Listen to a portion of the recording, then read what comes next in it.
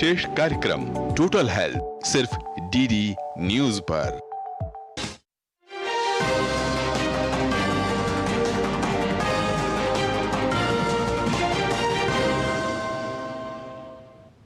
नमस्कार, DD news में आपका स्वागत है। मैं हूं चंद्रशेखर जोशी और आइए सबसे पहले आपको दिखाते हैं इस वक्त की हेडलाइंस।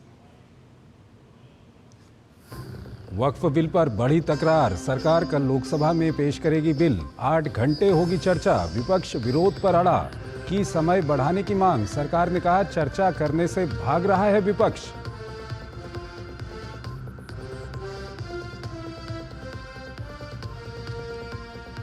भारत दौरे पर आए चिली के राष्ट्रपति के साथ पीएम मोदी ने की द्विपक्षीय बातचीत। दोनों देशों में हुए 4 समझौते। चिली को बताया लैटिन अमेरिका में भारत का महत्वपूर्ण मित्र और साझेदार।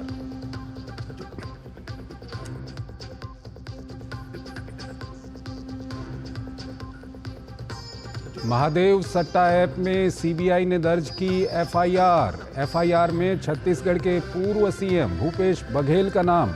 सीबीआई ने भूपेश बघेल के कई ठिकानों पर की थी छापेमारी।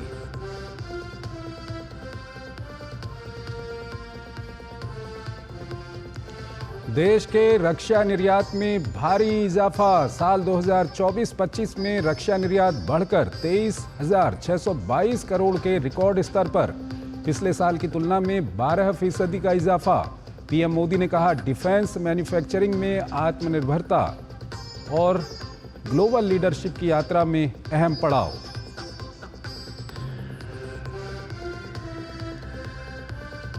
मार्च में जीएसटी कलेक्शन 9.9% बढ़कर 1.96 लाख करोड़ रुपए पहुंचा। यूपीआई ट्रांजैक्शन भी 13.5% बढ़कर रिकॉर्ड 24.77 लाख करोड़ रुपए पर। सालाना आधार पर यूपीआई ट्रांजैक्शन मूल्य में 25% और संख्या में 36% का इजाफा।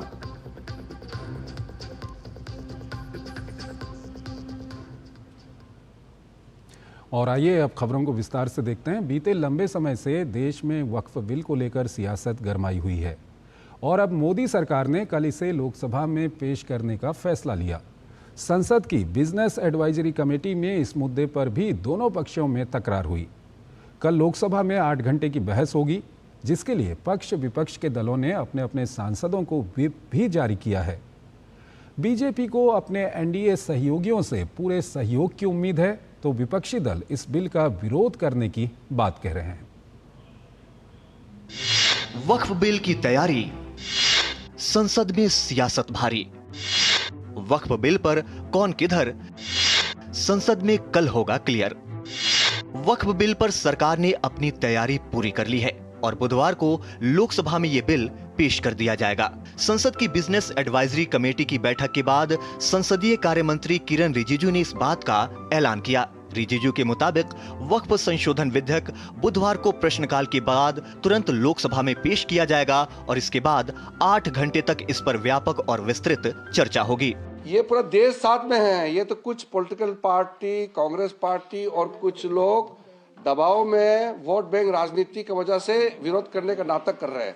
अब देखिए पूरे चर्च काउंसिल, हिंदुस्तान के अंदर में जितना चर्च काउंसिल है, ईसाई कम्युनिटी, क्रिश्चियन कम्युनिटी खुल करके समर्थन कर रहे हैं। हिंदू में, बौद्ध में, सिख में और मुसलमानों में मेजॉरिटी लोग इसको समर्थन कर रहे हैं। बिजनेस एडवाइजरी कमेटी की बैठक में इसको लेकर हंगामा हुआ।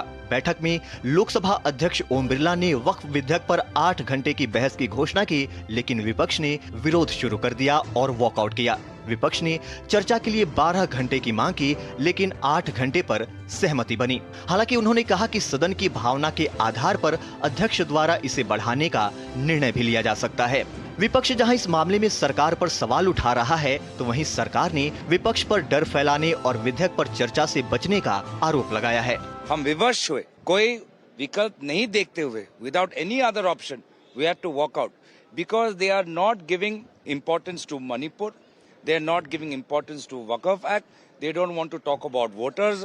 हर पॉलिटिकल पार्टी को अपना मत रखने का अधिकार है और देश सुनना चाहता है कि किस पॉलिटिकल पार्टी वक्फ अमेंडमेंट बिल में क्या पोजीशन रखता है, ये सुनना चाहता है। बुधवार को लोकसभा में हंगामेदार सत्र होने की उम्मीद है, क्योंकि विपक्षी सदस्य विवादास्पद विधेयक पर जोरदार विरोध करने को तैयार हैं। कांग्रेस, राजद, समाजवादी पार्टी, टीएमसी और एआईएमआईएम जैसे दल जहां इस विधेयक को मुस्लिम विरोधी बता रहे हैं, तो वहीं सत्ता पक्ष के नेताओं ने विपक्ष पर पलटवार करते हुए इसे मुस्लिमों के हित में बताया है। वक्फ बोर्ड के खिलाफ हैं हम लोग, इसलिए खिलाफ हैं क्योंकि भारतीय जनता पार्टी हर जगह हस्तक्षेप करना चाहती है। भारतीय जनता पार्टी हर जगह अपना कंट्रोल चाहती है। 95 में वक्फ बाय यूजर तब बना जबकि चुनाव में हम जा रहे थे। 2013-14 में ये वक्फ तब आया। चुनाव के लिए कांग्रेस जो है इस देश का बंटवारा कर सकती है। हिंदू, मुस्लिम, सिख, ईसाई लड़ते रहे अपने आप में, ये उनका प्राइम टारगेट है, उनको वोट चाहिए। विपक्ष भले ही खुलकर विरोध कर रहा हो, लेकिन सरकार के सहयोगियों का रुख बिल के प्रति सकारात्मक है। कांग्रेस पार्टी के सर्टिफिकेट की कोई जरूरत नहीं है, वो अपने गिरेबान में झांक के देखें। नीतीश कुमार जी को सर्टिफिकेट की जरूरत नहीं है। नीतीश कुमार जी ने पिछले 20 वर्षों में मुसलमानों के हक में उनके सामाजिक, आर्थिक, शैक्षणिक उत्थान के लिए जो काम किया है, वो देश की आजादी के बाद किसी राज्य में आज तक किसी सरकार ने काम नहीं किया। फिलहाल बिल पर सियासत जारी है, लेकिन सरकार ने मन बना लिया है और इसकी कोशिश कल इस बिल को पास कराने की है। शैलेंद्र और कुमार आलोक के साथ ब्यूरो रिपोर्ट, डीडी न्यूज। वक्फ बिल पर हो रही राजनीति के बीच कल पेश होने वाले बिल को लेकर कई ईसाई संगठनों ने इस बिल का समर्थन किया है। इससे पहले कल भी कुछ ईसाई संगठनों ने बिल का समर्थन किया था। इस बीच वक्फ पर बनी जेपीसी के अध्यक्ष ने all India Muslim personal law board पर लोगों को गुमराह करने का आरोप लगाया है, तो बीजेपी ने बिल के फायदे गिनाते हुए विपक्ष से राजनीति नहीं करने की बात कही है। वक्फ बिल पर तकरार, बढ़ी सियासी रार। आसान है वक्फ की राह, लेकिन कौन कर रहा गुमराह। वक्फ बिल पर एक और सरकार को तमाम अल्पसंख्यक संगठनों का साथ मिल रहा है, तो वहीं संसद में वो विपक्ष के साथ आर पार की जंग के मूड में है। तमाम ईसाई संगठन बिल के समर्थन में खुलकर आ गए हैं। केरल कैथोलिक बिशप्स काउंसिल और Catholic bishop conference of India के बाद केरल काउंसिल्स ऑफ चर्चेज और चर्च ऑफ भारत ने भी वक्फ बिल का समर्थन किया है। दोनों संगठनों ने बयान में कहा, मौजूदा कानून प्राकृतिक न्याय के सिद्धांतों और संविधान में निहित मूल्यों के खिलाफ था। हम केंद्र सरकार से अनुरोध करते हैं कि वो संशोधित विधेयक को जल्द से जल्द पारित करवाए, ताकि मुनम्बम जैसी जगहों पर हजारों पीड़ित लोगों के आंसू पोंछे जा सकें। हम सभी विपक्षी दलों के सांसदों से भी विधेयक का समर्थन करने का आग्रह करते हैं, ताकि ऐसी ऐतिहासिक कानून सर्वसम्मति से पारित हो सके। इससे पहले Catholic bishop conference of India ने एक बयान में कहा कि मौजूदा वक्फ कानून के कुछ प्रावधान संविधान के खिलाफ हैं और इन्हें बदलने की जरूरत है। संगठन ने कहा कि जल्द ही संसद में वक्फ बिल आने वाला है और सभी राजनीतिक दलों और सांसदों को इस पर निष्पक्ष और सकारात्मक रवैया अपनाना चाहिए। इसके अलावा केरल कैथोलिक बिशप काउंसिल ने केरल के सभी सांसदों से केंद्र सरकार द्वारा पेश किए गए वक्फ संशोधन विधेयक का समर्थन करने की अपील की। One by one, all communities are coming out, and people of India is supporting the bill, and the opposition these parties, they are merely opposing it because they want to show that they are opposing this government. तमाम मुस्लिम नेता भी विधेयक को मुस्लिमों के हित में बता रहे हैं। वक्फ अमेंडमेंट एक्ट के बारे में गलतफहमी पैदा की जा रही है। मुसलमानों को भड़काने में कांग्रेस और अन्य पार्टियां लगी हुई हैं। कांग्रेस का जो इकोसिस्टम है, जो मुस्लिम ऑर्गेनाइजेशन में उनके लोग बैठे हुए हैं, वो पूरी तरह गाइडेड हैं और वही गुमराह कर रहे हैं कि सबसे ज्यादा वक्फ की संपत्तियां किसके पास हैं। या तो मुस्लिम धर्म गुरुओं के पास में है या मुस्लिम समाज के नेताओं के पास में है। तो उनको संरक्षण कौन दे रहा है? कांग्रेस दे रही है, समाजवादी पार्टी दे रही है, या अन्य दल, जैसे आप असदुद्दीन ओवैसी साहब की बात कर लें, उनके यहाँ भी सारी संपत्तियां वक्फ की कब्जा जो की हैं उनके लोगों ने की हैं। बिल को मिल रहे समर्थन के बीच बीजेपी सांसद और वक्फ संशोधन विधेयक पर गठित संयुक्त संसदीय समिति के अध्यक्ष जगदम्बिका पाल ने कहा है कि all India Muslim personal law board bill पर लोगों को गुमराह कर रहा है। उन्होंने विधेयक के सभी विरोधियों को चुनौती दी है कि वे समिति की रिपोर्ट पढ़ें और बताएं कि इससे मुस्लिम समाज को कहां नुकसान हो रहा है। सरकार की मंशा एक ट्रांसपेरेंट बिल लाने की है, तभी तो सरकार ने सीधे बिल पास कराने के बजाय खुद ही सरकार ने स्पीकर साहब से आग्रह किया कि इस पे ज्वाइंट पार्लियामेंट्री कमेटी बना दिया जाए, देश के सभी स्टेक होल्डर्स के साथ मीटिंग हो जाए। फिलहाल वक्फ विधेयक पर सरकार को तमाम संगठनों से समर्थन मिल रहा है और फैसला संसद में होना है। शैलेंद्र मिश्रा के साथ ब्यूरो रिपोर्ट, डीडी न्यूज। वक्फ संशोधन विधेयक को लेकर सियासत तेज हो गई है। भाजपा सांसद निशिकांत दुबे ने वक्फ संशोधन विधेयक के विरोध को धार्मिक सिद्धांतों के विपरीत बताया। हमारे संवाददाता ने निशिकांत दुबे से खास बातचीत की। निशिकांत दुबे हमारे साथ हैं। सर, आपने कहा कि जो वक्त जो आया था बिल आज़ादी से पहले, वो जिन्ना ने प्रस्ताव किया था, जिन्ना क्या भारत के स्वतंत्र होने के बाद 1954 में ये भी प्राइवेट मेंबर बिल था, ये कोई सरकार लेकर नहीं आई थी। और 1954 तक ये जिन्ना बिल के तौर पर ही जाना जाता था और जिन्ना की जो मानसिकता थी उसने भारत का विकास किया, ये पूरे दुनिया में। दूसरा जो ये हिंदू और मुसलमान की जो बात करते हैं, जो भी मुस्लिम नेता हैं जो अपने आप को मुस्लिम के रहनुमा करें, क्योंकि ये देश हिंदू मुस्लिम सिख ईसाई सबका है, उनको मैं चैलेंज करता हूँ कि ये जो वक्त पैगंबर मोहम्मद साहब ने जब ये वक्त स्टार्ट किया, ये किसी मुस्लिम ने नहीं दिया वक्त। ये वक्त जो है एक ज्यूस थे, मुकर्रिक, उन्होंने सबसे पहला वक्त दिया। उन्होंने 7 अपने बगीचे जो है वो मोहम्मद साहब को जो है दान में दिए, जिसके आधार पर ये चैरिटेबल ट्रस्ट बना। जिनको ये लगता है कि ये वक्त केवल मुसलमानों को के लिए है, वो गलत करते हैं। ये वक्त में जो है ईसाइयों ने भी वक्त किया, हिंदुओं ने भी वक्त किया, इसलिए इस देश का कानून सबों के लिए बराबर होगा और ये बड़ा बिल है, बड़ा बिल। जब सर वक्त बिल के तमाम संशोधन हुए कांग्रेस की तरफ, 2013 के संशोधन पर विवाद हुआ, अब सरकार को संशोधन ला रही है, उसको कांग्रेस पार्टी कह रही है कि ये सही नहीं है। देखिए क्या है कि कांग्रेस को मुसलमानों का वोट, मुसलमानों को बरगलाने के लिए कब ये अमेंडमेंट हुआ? 95 में वक्फ बाय यूजर तब बना जबकि चुनाव में हम जा रहे थे। 2013-14 में ये वक्त तब आया जबकि हम चुनाव में जा रहे थे। चुनाव के लिए कांग्रेस जो है इस देश का बंटवारा कर सकती है। हिंदू मुस्लिम सिख ईसाई लड़ते रहे अपने आप में, ये उनका प्राइम टारगेट है, उनको वोट चाहिए।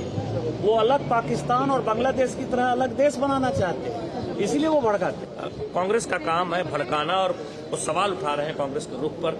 जब अब वक्त संशोधन बिल संसद में प्रस्तावित होने जा रहा है, ऐसे में कांग्रेस की जो सोच है उस पर सवाल उठा रहे हैं निशिकांत दुबे, बीजेपी के वरिष्ठ सांसद हैं। कैमरामैन राणा के साथ शैलेंद्र मिश्र, टीडी न्यूज, दिल्ली। लोकसभा में बुधवार को वक्फ संशोधन बिल पेश होगा और सदन में 8 घंटे तक तय कार्यक्रम के मुताबिक सदन में चर्चा होगी। वक्फ संशोधन विधेयक को लेकर all India Muslim personal law board AIMPLB के विरोध पर जेपीसी के अध्यक्ष और भाजपा सांसद जगदम्बिका पाल ने कहा, ये विरोध कहीं न कहीं किसी सोची समझी रणनीति के तहत किया जा रहा है। हमारे संवाददाता अमरेंद्र गुप्ता ने की जगदम्बिका पाल से खास बातचीत। भारतीय जनता पार्टी के वरिष्ठ सांसद जगदम्बिका पाल जी हमारे साथ हैं। सर, जेपीसी की बड़ी बैठक हुई, कई मुद्दों पर चर्चा और आखिरकार बुधवार को संसद में वक्फ बिल आ रहा है, कैसे देख रहे हैं? तो ये बिल जो आ रहा है बेहतरी के लिए आ रहा है। सरकार इसलिए लाई थी कि वक्फ के आमदनी का फायदा गरीब पसमानदा मुस्लिम्स को मिले, लेकिन आप देख रहे हैं शुरू से all India Muslim personal law board हो, बिल कल आ रहा है, लेकिन इन्होंने मस्जिदों के इबादत गाह को पूरा सियासत गाह बना दिया। जिस तरह से काली पट्टी बांध करके प्रोटेस्ट करने के लिए किया और उसमें समाजवादी कांग्रेस पार्टी खड़ी है। आज सबसे बड़ी अजमेर शरीफ का दरगाह है, अगर उसके सज्जादा नसीर नसरुद्दीन चिश्ती ये कह रहे हैं कि ये गरीबों के पसमानदा के हक के लिए, खवातीन के हक में है, तो उनको इमरान मसूद दलाल कह रहे हैं, गालियाँ दे रहे हैं।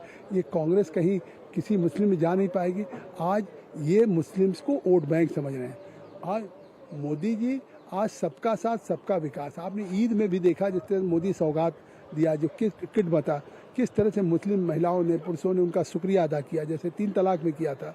तो ये राजनीति कर रहे हैं, लेकिन कल बिल आएगा, मैं तो अपील करूंगा कि इनको भी समर्थन करना चाहिए और निश्चित तौर से अगर देश के गरीब मुसलमान के साथ हैं तो इनको वोट करना चाहिए। पाल साहब, एक सवाल, 118 घंटे से ज्यादा का मंथन और 400 से ज्यादा रिपोर्ट, जिसमें कलेक्टर से जुड़ी रिपोर्ट भी थी, और किस तरह की रिपोर्ट आपने रिकमेंडेशन की? अब वो तो सब आ गई है, कल बिल आएगा। मैंने जो रिकमेंडेशंस किया है उसमें मैं धन्यवाद दूंगा कि गवर्नमेंट ने उसको अपने अमेंडेड बिल में लेकर के आ रही है, क्योंकि वो पूरे देश के साथ हमने बड़े एग्जॉस्टिव रूप में पूरे देश का दौरा किया, सभी स्टेक होल्डर के साथ मिले, इस्लामिक स्कॉलर के साथ मिले, सिया सुन्नी बोर्ड के साथ मिले, गवर्नमेंट ऑफिसर्स, स्टेट के ऑफिसर्स के साथ मिले। तो उसके बाद जो रिकमेंडेशंस किया है, अब इससे बेहतर कानून हो नहीं सकता है और सरकार उस बिल को ला रही है, तो निश्चित तौर से ये बेहतरी के लिए।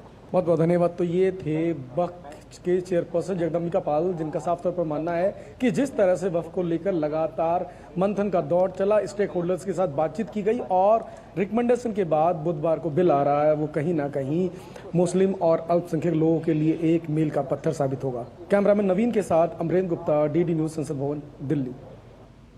चिली के राष्ट्रपति इस समय भारत के दौरे पर हैं। आज पीएम मोदी और चिली के राष्ट्रपति के बीच शिष्टमंडल स्तर की वार्ता हुई तो तमाम क्षेत्रों में सहयोग को बढ़ाने पर सहमति बनी।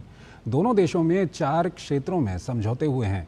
पीएम मोदी ने चिली के साथ व्यापक आर्थिक सहयोग समझौते पर चर्चा को आगे बढ़ाने की बात कही तो अंटार्कटिका क्षेत्र में भी सहयोग को विस्तार देने पर सहमति बनी है। क्या रहा दोनों नेताओं की मुलाकात में खास, देखिए इस रिपोर्ट में। चिली को अंटार्कटिका के प्रवेश द्वार के रूप में देखने वाले भारत ने राष्ट्रपति गैब्रियल बोरिक फॉन्ट के आगमन पर उनका स्वागत किया। प्रधानमंत्री नरेंद्र मोदी के साथ उनकी मुलाकात के बाद दोनों पक्षों ने अंटार्कटिका सहयोग पर आशय पत्र का आदान प्रदान करने के साथ ही आपदा प्रबंधन और सांस्कृतिक आदान प्रदान में सहयोग पर समझौता किया। दोनों देशों के बीच संबंधों के सभी पहलुओं पर बातचीत की गई। पीएम मोदी ने भी चिली को लैटिन अमेरिका में भारत का एक महत्वपूर्ण मित्र और साझेदार बताया। भारत के लिए चिली लैटिन अमेरिका में एक महत्वपूर्ण मित्र और पार्टनर देश है। भारत चिली की स्वास्थ्य सुरक्षा सुनिश्चित करने में एक विश्वसनीय भागीदार रहा है। हम इस सहयोग को और गहरा करने पर सहमत हुए। रक्षा के क्षेत्र में बढ़ता सहयोग हमारे गहरे आपसी विश्वास का प्रतीक है। हम इस क्षेत्र में एक दूसरे की जरूरतों के अनुसार डिफेंस, इंडस्ट्रियल मैन्युफैक्चरिंग और सप्लाई चेन तैयार करने के लिए आगे बढ़ेंगे। प्रधानमंत्री मोदी ने बताया कि दोनों देश पारस्परिक रूप से लाभकारी व्यापक आर्थिक भागीदारी समझौते पर चर्चा शुरू करने पर सहमत हुए हैं। उन्होंने कहा कि महत्वपूर्ण खनिजों के क्षेत्र में साझेदारी पर जोर दिया जाएगा। हमने एक पारस्परिक लाभकारी कॉम्प्रिहेंसिव इकोनॉमिक पार्टनरशिप एग्रीमेंट पर चर्चा शुरू करने के लिए अपनी टीम्स को निर्देश दिए हैं। क्रिटिकल मिनरल्स के क्षेत्र में साझेदारी को बल दिया जाएगा। रेजिलिएंट सप्लाई और वैल्यू चेन्स को स्थापित करने के लिए काम किया जाएगा।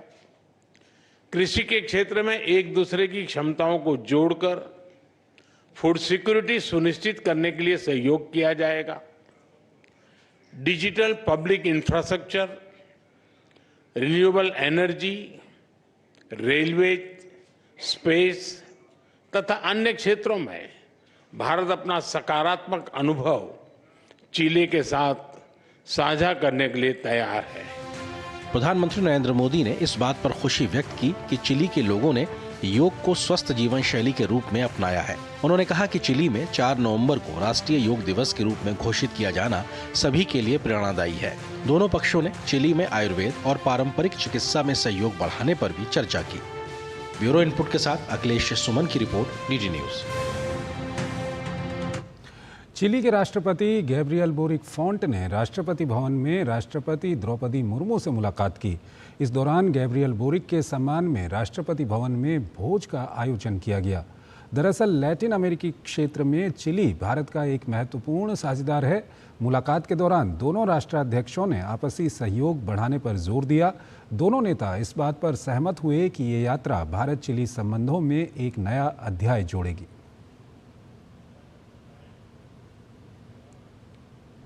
चिली की संस्कृति, कला और विरासत मंत्री कैरोलिना एरेडोंडो ने आज नई दिल्ली में सूचना एवं प्रसारण राज्य मंत्री डॉक्टर एल मुरुगन से मुलाकात की। मुलाकात में दोनों देशों के बीच आपसी संबंधों पर चर्चा हुई।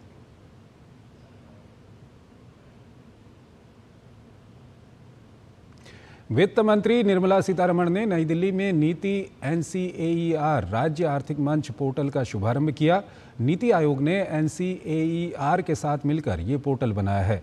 इस अवसर पर केंद्रीय मंत्री ने सभा को संबोधित करते हुए इस तरह के डाटा में राज्यों को भी सम्मिलित करने की आवश्यकता पर जोर दिया।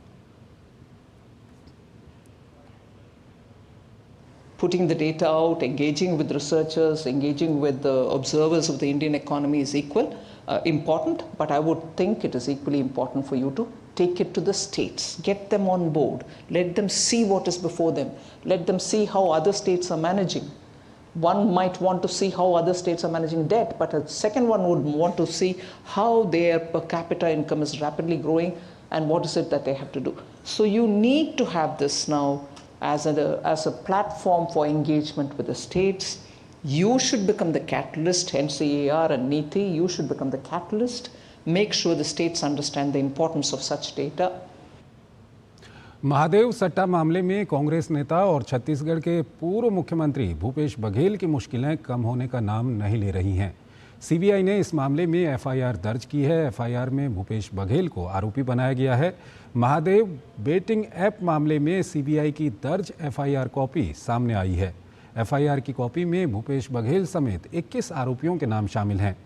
भूपेश बघेल को आरोपी नंबर 6 बनाया गया है। इसमें ऐप प्रमोटर सौरभ चंद्राकर, रवि उप्पल समेत कई अज्ञात पुलिस अफसर और कारोबारियों के नाम शामिल हैं। इससे पहले छत्तीसगढ़ ईओडब्ल्यू ने जो एफआईआर की थी उसमें भी बघेल का नाम था।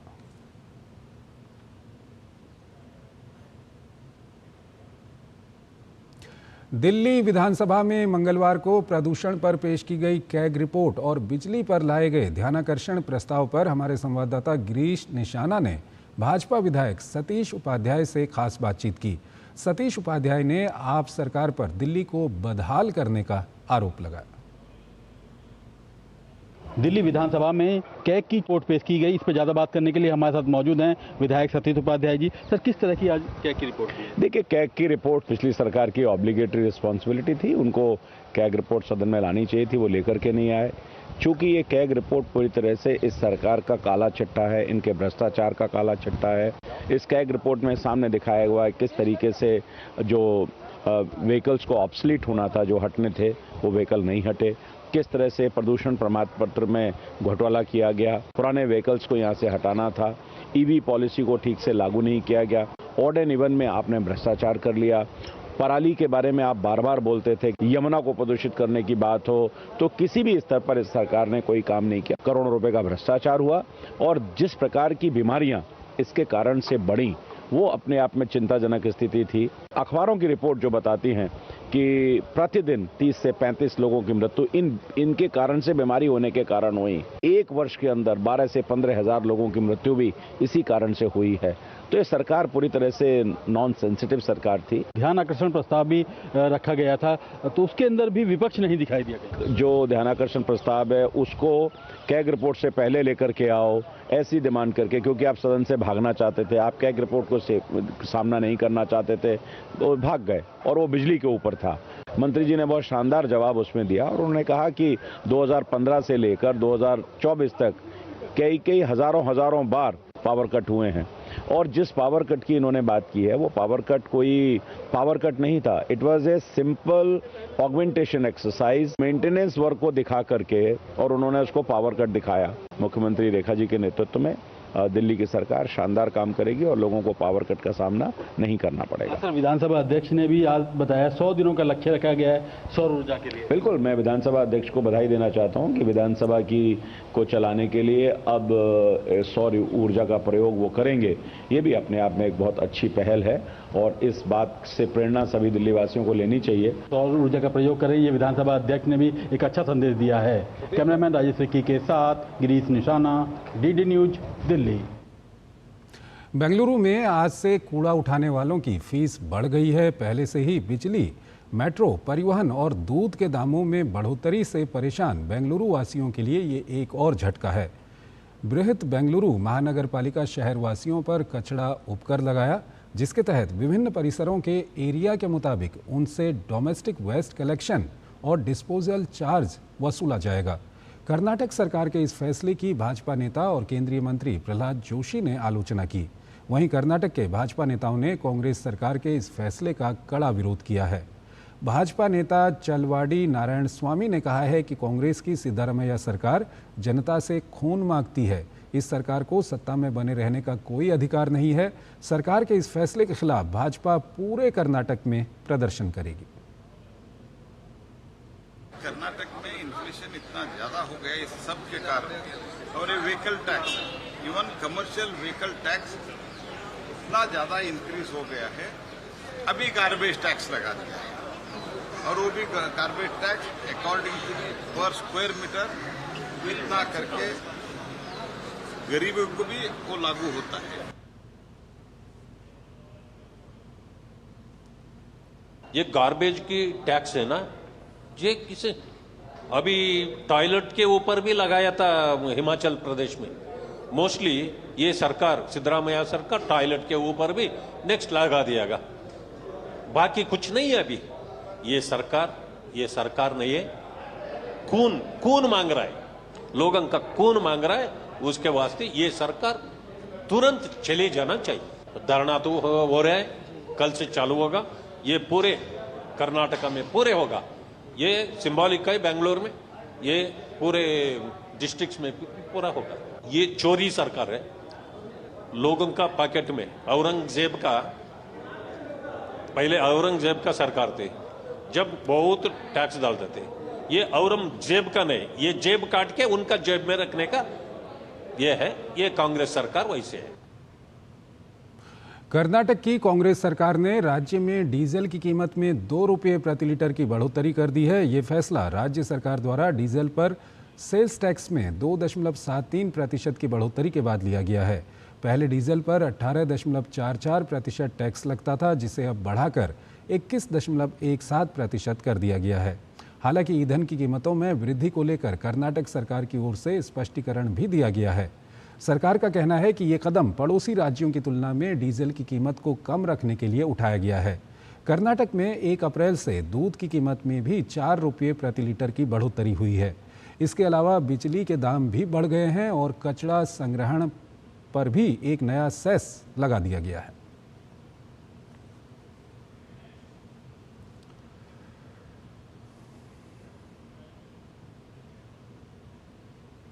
वित्त वर्ष 2024-25 में रक्षा निर्यात बढ़कर 23,622 करोड़ रुपए के रिकॉर्ड स्तर पर पहुंच गया है। 2023-24 की तुलना में ये 12.04% अधिक है। वित्त वर्ष 2024-25 में रक्षा निर्यात बढ़कर 23,622 करोड़ रुपए के रिकॉर्ड स्तर पर पहुंच गया है। वित्त वर्ष 2023-24 के रक्षा निर्यात के आंकड़ों की तुलना में अभी समाप्त हुए वित्त वर्ष में 2,539 करोड़ रुपए की वृद्धि दर्ज की गई है। रक्षा सार्वजनिक क्षेत्र उपक्रमों ने वित्त वर्ष 2024-25 में अपने निर्यात में 42.85% की उल्लेखनीय वृद्धि दिखाई है, जो वैश्विक बाजार में भारतीय उत्पादों की बढ़ती स्वीकार्यता और भारतीय रक्षा उद्योग की वैश्विक आपूर्ति श्रृंखला का हिस्सा बनने की क्षमता को दर्शाता है। निजी क्षेत्र ने 2024-25 के रक्षा निर्यात में 15,233 करोड़ रुपए और डीपीएसयू ने रक्षा निर्यात में 8,389 करोड़ रुपए का योगदान दिया है, जबकि वित्त वर्ष 2023-24 के लिए संबंधित आंकड़े 15,209 करोड़ रुपए और 5,874 करोड़ रुपए थे। रक्षा मंत्री राजनाथ सिंह ने सभी हितधारकों को ये उपलब्धि हासिल करने पर बधाई दी। उन्होंने कहा कि प्रधानमंत्री नरेंद्र मोदी के नेतृत्व में भारत 2029 तक रक्षा निर्यात को 50,000 करोड़ रुपए तक बढ़ाने के लक्ष्य को प्राप्त करने की दिशा में आगे बढ़ रहा है। वहीं प्रधानमंत्री मोदी ने भी भारत की रक्षा निर्यात में बढ़ोतरी पर खुशी व्यक्त की। पीएम ने इस उपलब्धि को मील का पत्थर बताया। देश में यूपीआई ट्रांजैक्शन में इजाफा हुआ है। मार्च में ये 13.5% बढ़कर रिकॉर्ड 24.77 लाख करोड़ रुपए पर पहुंच गया है। मार्च में यूपीआई आधारित लेन देन का मूल्य रिकॉर्ड 24.77 लाख करोड़ रुपए रहा, जो फरवरी के 21.96 लाख करोड़ रुपए से 12.79% अधिक है। सालाना आधार पर मार्च में यूपीआई ट्रांजैक्शन मूल्य में 25% की वृद्धि और संख्या में 36% की वृद्धि दर्ज की गई। देश में जीएसटी कलेक्शन में इजाफा हुआ है। मार्च में जीएसटी के कलेक्शन में बढ़ोतरी दर्ज की गई है। जीएसटी का कलेक्शन 9.9% बढ़कर 1.96 लाख करोड़ रुपए पहुंचा है। पिछले साल के इसी महीने की तुलना में 9.9% की बढ़त हुई है। मार्च में जीएसटी का कलेक्शन इस साल फरवरी में दर्ज 1.84 लाख करोड़ रुपए के राजस्व से 6.8% अधिक है।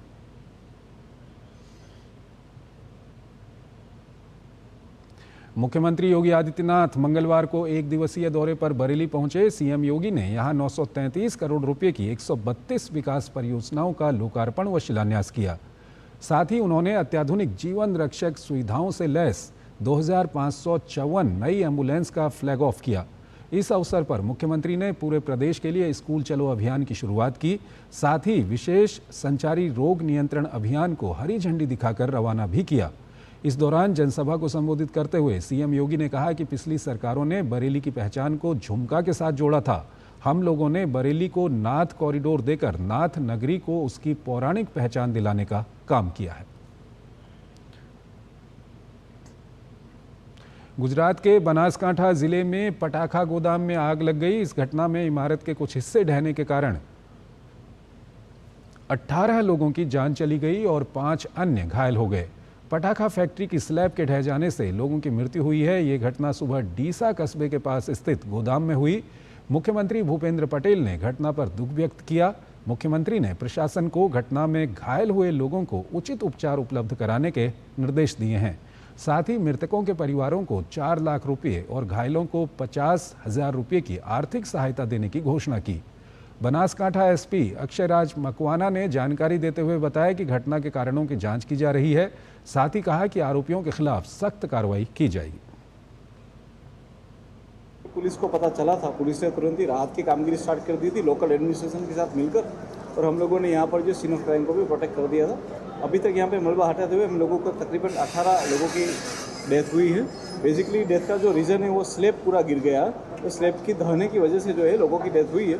हम लोग इसके अंदर जो है एफआईआर में रजिस्टर कर रहे हैं अंडर सेक्शन 304, और इसके अंदर जो कोई भी इसका आरोपी है उसके खिलाफ सख्त से सख्त कार्रवाई की जाएगी। सूचना और प्रसारण मंत्रालय की प्रमुख पहले विश्व audio visual entertainment summit WAVES के तहत वेब लैब्स के नेतृत्व में आयोजित XR क्रिएटर हैकाथॉन भारतीय इमर्सिव टेक्नोलॉजी क्षेत्र में क्रांति ला रहा है। ये प्रतियोगिता उभरते XR इनोवेटर्स को वैश्विक मंच पर पहुंचाने का अवसर दे रही है। देश भर की टॉप XR टीमें अपनी चुनौती पेश कर रही हैं। XR क्रिएटर हैकाथॉन में अब नजरें हैं फिनाले पर, जो होगा 1 से 4 मई को मुंबई में।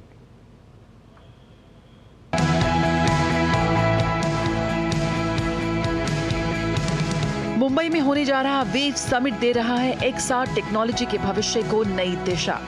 वेव्स के तहत देश भर में आयोजन किया जा रहा है XR क्रिएटर हैकाथॉन का।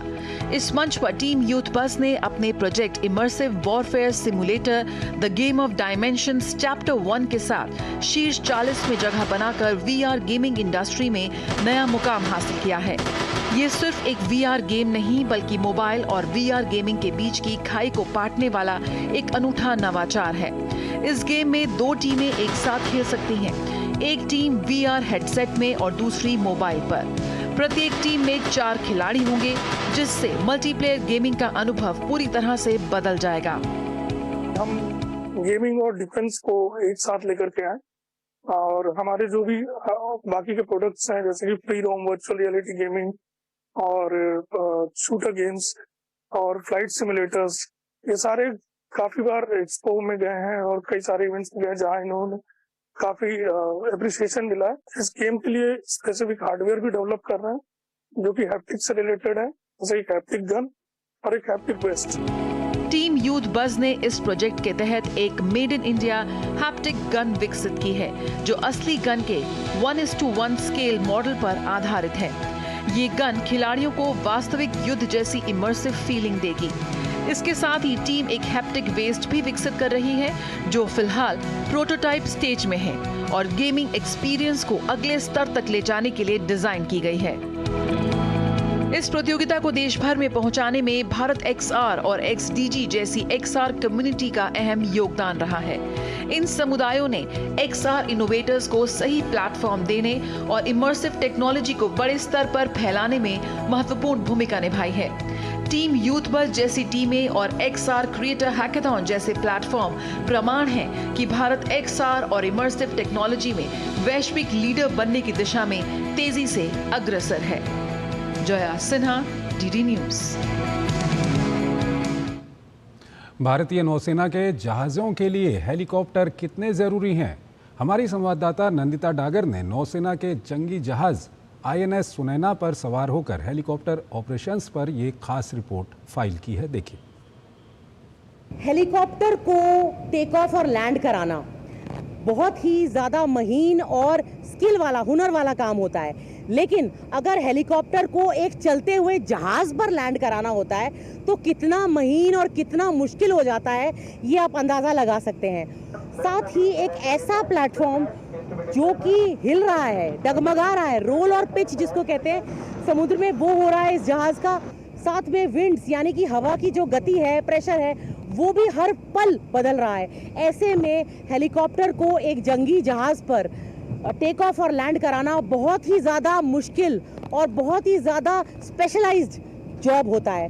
हमारे इंडियन नेवी के एविएटर्स ने ये कला, ये हुनर सीख लिया है और अब वो इस हुनर को अपने फ्रेंडली फॉरेन कंट्रीज, हिंद महासागर के 9 देशों के सेलर्स के साथ शेयर कर रहे हैं कि कैसे इस स्किल को अंजाम दिया जाता है। जब भी एक युद्धपोत समंदर में जाता है किसी भी मिशन के लिए, तो उस पर हेलीकॉप्टर का होना उसकी ताकत में वृद्धि करता है।